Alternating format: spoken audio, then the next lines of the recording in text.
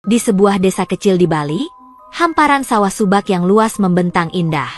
Desa itu dikenal dengan keindahan teraseringnya, tetapi di balik keindahannya, tersimpan sebuah kisah menyeramkan yang hanya dibisikkan oleh para tetua. Malam itu, bulan purnama menggantung tinggi di langit. Sinar peraknya menyinari sawah yang berkilauan seperti lautan kaca. Angin dingin membawa aroma khas lumpur dan tanaman padi yang segar. Tetapi di tengah kesunyian malam, terdengar suara aneh. Suara nyanyian lirih yang seakan datang dari dalam sawah.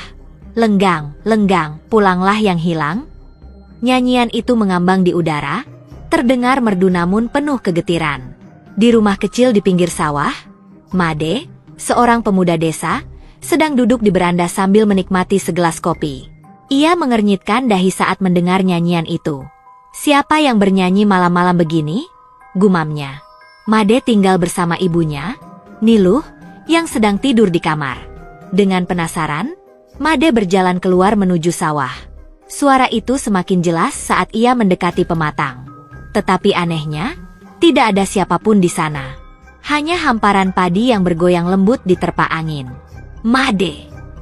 Sebuah suara parau memanggil dari belakang. Made tersentak dan berbalik.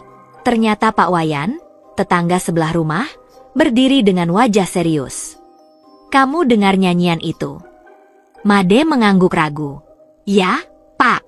"Siapa yang bernyanyi?" Pak Wayan menarik napas panjang, wajahnya terlihat pucat. "Itu suara Ni Penyarikan. Jangan pernah mendekati sawah saat mendengar nyanyian itu, Made.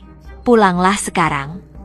Made ingin bertanya lebih lanjut, tetapi Pak Wayan sudah berbalik dan berjalan menjauh. Merasa cemas, Made pun kembali ke rumah. Keesokan harinya, Made menceritakan kejadian itu kepada ibunya. Niluh terlihat cemas dan akhirnya mengungkapkan kisah lama yang sudah hampir dilupakan.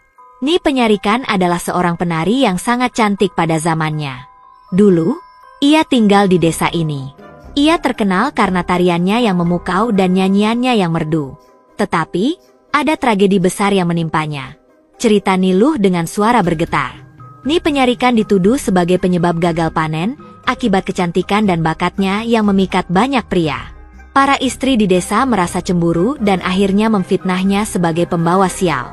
Warga desa menyeretnya ke sawah dan menghukumnya dengan kejam, menenggelamkannya ke dalam lumpur.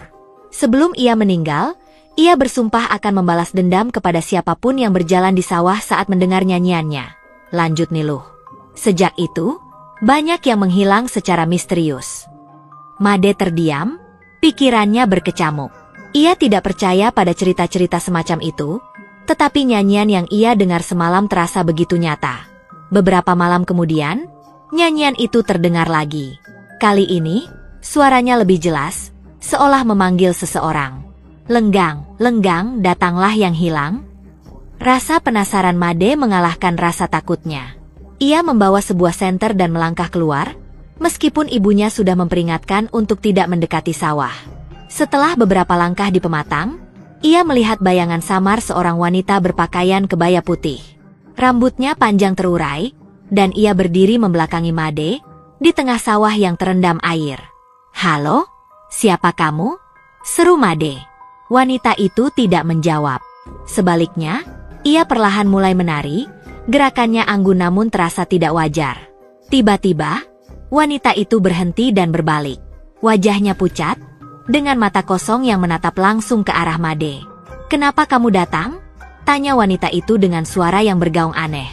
Made terdiam, tidak mampu berkata apa-apa. Seketika, angin kencang berhembus, menggoyangkan padi-padi di sekitarnya. Tubuhnya terasa berat, seperti ada sesuatu yang menariknya ke tanah. Made tersadar ketika Pak Wayan muncul dengan membawa dupa dan air suci. Pak Wayan melafalkan doa-doa dengan suara lantang, dan sosok wanita itu menghilang perlahan seperti kabut yang tertiup angin. "Kamu bodoh, Made!" Pak Wayan memarahi. "Kalau aku tidak datang, kamu mungkin sudah hilang ditarik ke alamnya." Made menggigil, tubuhnya lemas. Ia membantu Pak Wayan menyelesaikan ritual sebelum mereka kembali ke rumah. Setelah kejadian itu, Made mulai mendengar banyak cerita dari warga desa yang pernah mendengar nyanyian Ni Penyarikan. Ternyata, beberapa orang yang penasaran seperti dirinya tidak pernah kembali. Pak Wayan dan beberapa tetua desa kemudian memutuskan untuk menggelar upacara besar di Sawah Subak demi menenangkan arwah Nyi Penyarikan. Selama upacara berlangsung, para penduduk desa mendengar suara tangisan lirih yang perlahan memudar saat dupa dan sesaji diletakkan di tempat Nyi Penyarikan dihukum dulu.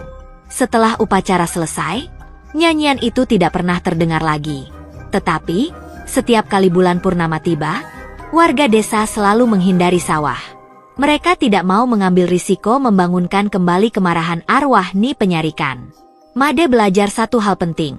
Beberapa rasa penasaran sebaiknya tidak diikuti, terutama jika berkaitan dengan dunia yang tidak terlihat. Cerita ini menjadi pengingat bagi warga desa bahwa setiap tempat memiliki penunggunya, dan kita harus hidup berdampingan dengan mereka dengan penuh hormat. Namun, di tengah malam yang sunyi, kadang Made masih merasa ada yang mengawasi dari sawah. Seolah nyanyian itu hanya menunggu waktu untuk kembali terdengar.